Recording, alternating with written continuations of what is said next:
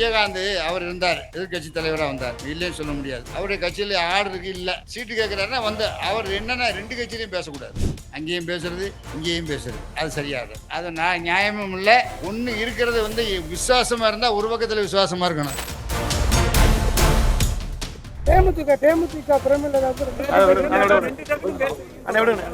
கூட்டணி கட்சி அதெல்லாம் ஒரு கட்சி, பெரிய கட்சியை பற்றி பேசணும், பெரிய கட்சியை பற்றி பேசணும். கூட்டணியில் நம்மள பல கட்சி இருக்கு. விடுதலை சிறுத்தைகள் இருக்காங்க, கம்யூனிஸ்டுகள் இருக்காங்க, காங்கிரஸ் இருக்கு, பல்வேறு கட்சிகள், வேல்முருகன் இருக்காரு, இஸ்லாமியர்கள் இருக்காங்க. எல்லாரையும் அரவணைச்சு போகணும்.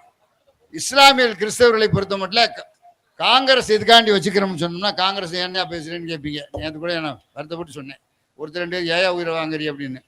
உண்மைதான். இளங்கோவன் எலெக்ஷன்டாரு, நாங்கள் இடைத்தேர்தல் தலைவர் போச்சோன்னா போனோம். ஒரே ஒரு ஆள் வந்தார்.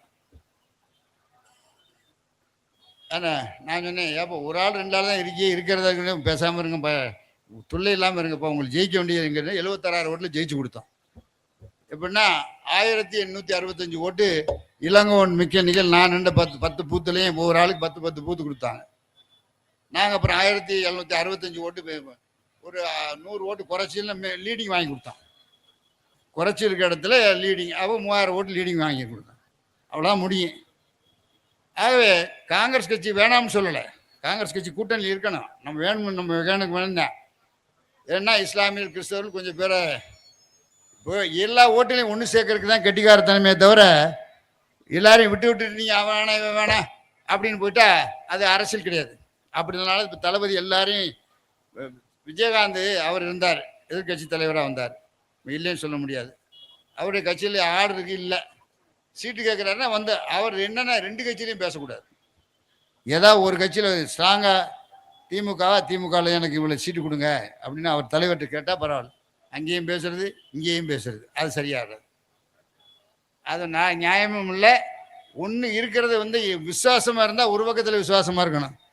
எந்த இங்கேயும் பேசிக்கிறது அப்புறம் அங்கேயும் பேசிக்கலாம், அதில் தப்பு இல்லை, கிடையாது. கட்சிக்காரங்களோட யாரும் பேசுறத பற்றி தப்பு கிடையாது. ஆனால் விசுவாசங்கிறவங்க நம்முடைய திராவிட முன்னேற்ற கழகம் மாதிரி, திராவிட முன்னேற்றம் திமுக தான், திராவிடர்களுக்கு இயக்கம்னா திமுக தான் அப்படிங்கிறத ஒன்று தான் நம்ம இருக்கணுமே தவிர மற்ற மாதிரி எந்த மாதிரி கிடையாது. அதான் கூட்டணி என்பதை தலைவர் முடிவு செய்வார். இந்த தொகுதியில் எப்படி உதவி செய்ய நிற்கிறது நாங்கள் ஏற்பாடு செய்வோம் என்ற உறுதியை உங்கள் தெரிவிக்கிறோம்.